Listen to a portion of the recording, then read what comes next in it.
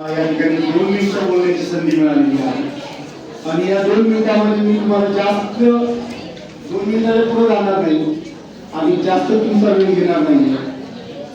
फक्त आठवण करून देणार आहे तुम्ही 5वी पासून ते 10वी पर्यंत या ठिकाणी कसे राहिलात आणि शिक्षकांची तुम्ही कसे चांगल्या प्रकारे वागलात याची मी फक्त आठवण करून देणार. आज व्यासपीठावरील सर्व मान्यवर आपलं भाग्य अतिशय चांगलं आहे. आपल्याला पोलीस डिपार्टमेंटचे मुख्य PSI साहेब आपल्या समोर आहेत आणि त्यांनी अतिशय अनुभव असं मार्गदर्शन केलेलं आहे.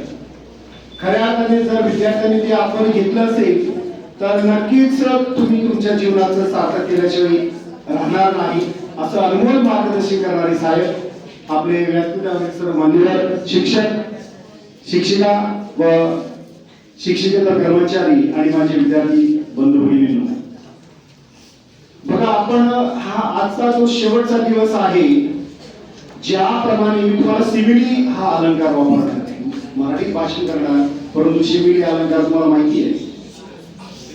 हो, तर एक वृक्ष असतो आणि त्या वृक्षावरती अनेक पक्षी येतात विविध प्रकारचे. त्या पक्ष्यांच्या सवयी वेगळ्या, त्या पक्ष्यांचं विविध प्रकारचे आवाज वेगवेगळे, परंतु त्या वृक्षावरती ते अतिशय चांगल्या प्रकारे खेळीमेळीने राहतात, वेळोवेळी किलबिलाट करतात, वेळोवेळी खेळतात पण आणि त्या ठिकाणी त्या वृक्षावर आलेल्या फळांचा आस्वाद पण घेतात.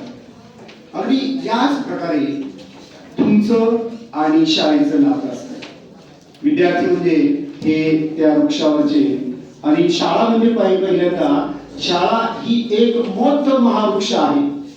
ब्रह्मानंद विद्यालय हे मोठं महावृक्ष आहे आणि त्या वृक्षावर आपण पक्षीरूपी आलेले विद्यार्थी आहात.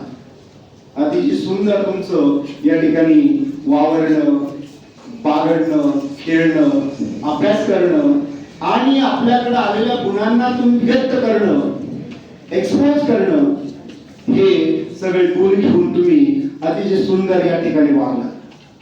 शिस्तीचं पालन केलं, कुठल्याही शिक्षकाला आरेरावी केली नाही, कुठल्याही शिक्षकाला उद्धट बोलले नाही. पाठीमागे सुद्धा तुम्ही ती शिक्षकांबद्दल चांगलंच व्यक्त केलेलं असेल असं मत असं मी आशा करतो. आणि तुम्ही या वृक्षावरून आता दुसऱ्या मोठ्या वृक्षाकडे जाणार आहात. तिथेही विद्यार्थी पक्षीरूपी विद्यार्थी बनून राहा. अगदी तसेच तिथे परिवर्तन करा आणि मग आपल्यातला जो ज्ञानरूपी जो साठा आहे त्याच्यामध्ये अजून वाढ करा आणि त्या ज्ञानरूपी साठ्यावर तुम्ही विविध प्रकारच्या ब्रांचेस आहेत, सायन्स, कॉमर्स, आर्ट्स, त्यामुळे तुम्ही आपलं मार्गक्रमण करा आणि तिथं तुम्ही तुमचं जीवनाची जी करिअरची जी सूत्रे आहेत, धोरणं तुम्ही ठरवलेली असतील तिकडे तुम्ही जा आणि आपला विकास करून घ्या, जेणेकरून तुम्ही तुमच्या वडिलांनी जे तुमच्याकडून स्वप्न बघितलेली आहे ते साकार होतील. आणि मला खात्री आहे आमचे विद्यार्थी असेच आहेत. तुमच्या बरोबर 5वी ते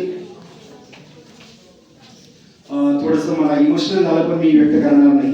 5वी ते 10वी पर्यंत तुम्ही अतिशय चांगले राहिले आणि असेच तुम्ही पुढे पण राहणार अशी मला आशा आहे. आणि अतिशय चांगले वागल्यानंतर तुमच्यापासून थोडासा दुरावा निर्माण होतोय म्हणून थोडस इमोशनल वाटतं, परंतु तुम्ही काही इमोशनल होऊ नका.